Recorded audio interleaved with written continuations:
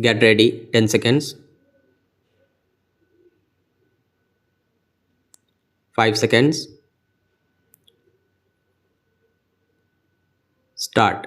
Mr. Chairman, sir, I rise to support the demands for grants of the Ministry of External Affairs. Non-alignment and punch seal are two basic ingredients of our foreign policy. Since we achieved independence, we had to face so many internal and external pressures, yet we remained firm in our policy. This can be attributed to a strong leadership of the party, which has all along been in power at the center, except for a brief spell of 2 years. After our independence, under the dynamic leadership of Pandit Jawaharlal Nehru, the role of India in the international sphere was identified, and we always kept ourselves away from the politics of Cold War. There is no gainsaying the fact that Pandit Jawaharlal Nehru was the founder of non alignment. When he was the deputy chairman of the interim government, it was Pandit Nehru who first gave an idea of non alignment on 7 September 1946, and in those days, the non alignment movement was considered an affair confined to Tito, Nasir, and Nehru only.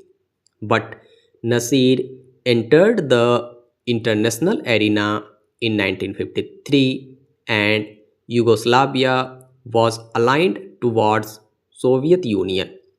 This non-aligned movement is not only an ideal policy, but it has played a significant role in the economic and social development of the country.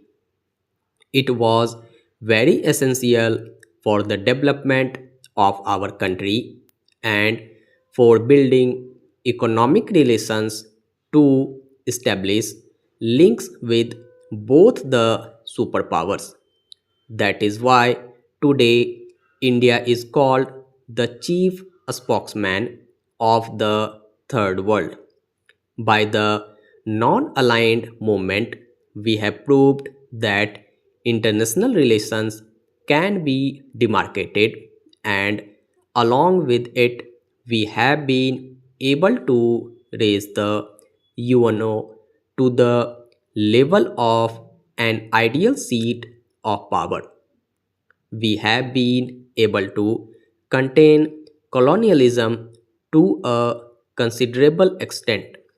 Therefore, I want to submit that in putting an end to colonialism and in developing international democracy, the non aligned policy of our country achieved enormous success except few exceptions.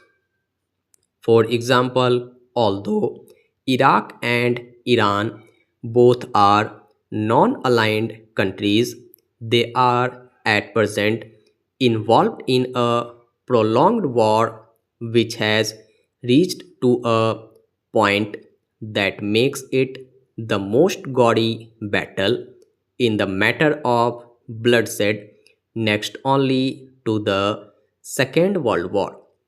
The way oil vessels were destroyed recently and indiscriminate bombardment of civil population makes our heart fill with terror.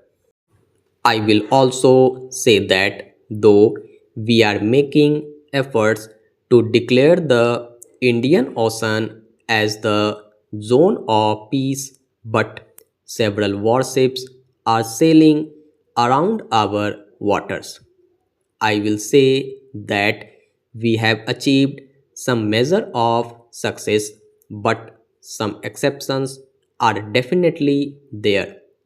We have not made much progress in South South cooperation. The reason is that many nations are not prepared to accept this concept. Still, we have not stopped making efforts in this direction. Recently, at the behest of President Julius Nyerere, Sri Manmohan Singh, the renowned economist and deputy chairman of the Planning Commission, was appointed as the Secretary General of the South South Commission, and I think that our country will definitely achieve success in this matter as well. Among the superpowers, the Soviet Union is our best friend. Our friendship has stood the test of time, and they have always lent their support to us at the time of need and crisis. For example, they supported us when we were dragged in wars in 1962, 1965, and 1971. And I want to emphasize that our friendship with Russia has not come in the way of our policy of non alignment at all. I would also like to submit that in 1971 war, despite our signing a treaty of peace, friendship and cooperation with USSR, we refused to accept the proposal of Asian collective security scheme as it was against our policy with China. We have also to see as to which nations are our friends. We did not accept the aforesaid treaty, yet it did not affect the Indo Soviet relations in any way. We can proudly claim today that we are having 5,000 crores rupees worth of trade with the Soviet Union, whereas in 1954 our trade was worth 1 crore rupees only. Along with it, USSR has given us MiG 29, which were not given even to the nations under the Warsaw Pact. Chairman Gorbachev visited our country in 1986, and Sri Rajiv Gandhi also went there, and this has made our relationship more profound. And Sri Gorbachev, in his speech in Moscow, stated that Indo Soviet friendship was an important step in maintaining international stability and peace.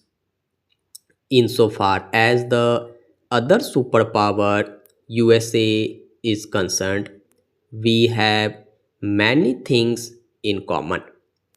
It also believes in the principles of democracy. We share the same opinion on the issues of democracy, freedom, and racial equality.